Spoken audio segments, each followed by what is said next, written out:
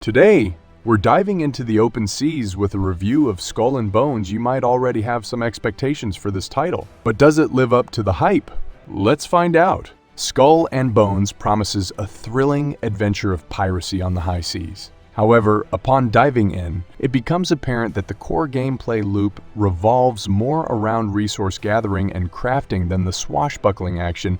The mechanics feel more akin to piloting a speedboat than commanding a 17th century ship, which might disappoint fans of naval combat games.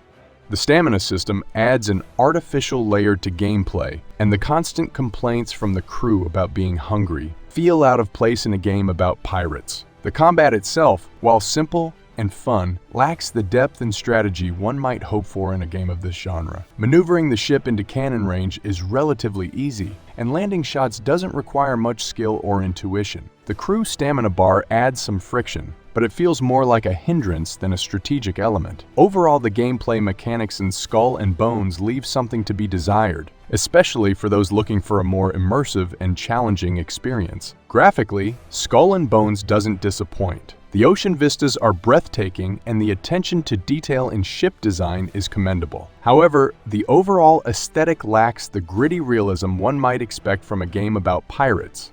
Instead, it veers towards a more cheesy and unnatural vibe, which might not resonate with all players. While the graphics are certainly impressive, they alone are not enough to carry the game. The story in Skull and Bones takes a backseat to gameplay, with a focus on routine quests to unlock ship and weapon blueprints. While the prospect of a PvP and PvE endgame sounds promising, the structured progression may leave some players longing for the open-ended adventures of games like Sea of Thieves. The lack of a compelling narrative and character development further detracts from the overall experience, making it difficult for players to become fully immersed in the world of Skull and Bones. The replay value of Skull and Bones hinges largely on its multiplayer component. Teaming up with other players to form mini-fleets and engage in naval battles could provide hours of entertainment. However, some players may find themselves yearning for more variety in ship progression, as the current options feel limited. Without significant updates and additions to the game, it's unlikely that Skull and Bones will have the same longevity as other titles in the genre. Performance-wise, Skull and Bones run smoothly for the most part. However, there have been reports of bugs and glitches, particularly in the early access phase. While these issues are expected to be ironed out over time, they may detract from the overall experience for some players. It's important for developers to address these issues promptly to ensure a smooth and enjoyable gameplay experience for all players.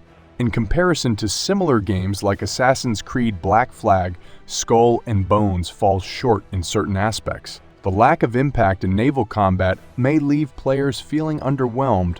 Additionally, the high price tag associated with Ubisoft games may deter some potential buyers. While Skull and Bones offers a unique take on the pirate genre, it fails to capture the same magic and excitement as its predecessors. Player feedback on Skull and Bones has been mixed. Some players appreciate the casual nature of the game and enjoy it as a relaxing nautical experience. Others express excitement about the potential of the game, particularly during early access.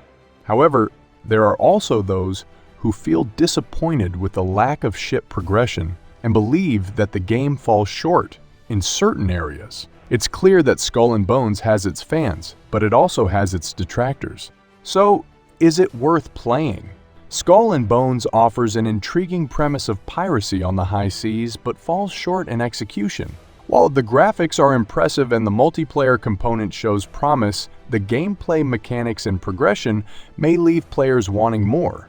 Ultimately, whether Skull and Bones is worth playing depends on your preferences as a gamer. If you're a fan of naval combat games and don't mind the emphasis on resource gathering and crafting, you may find some enjoyment here.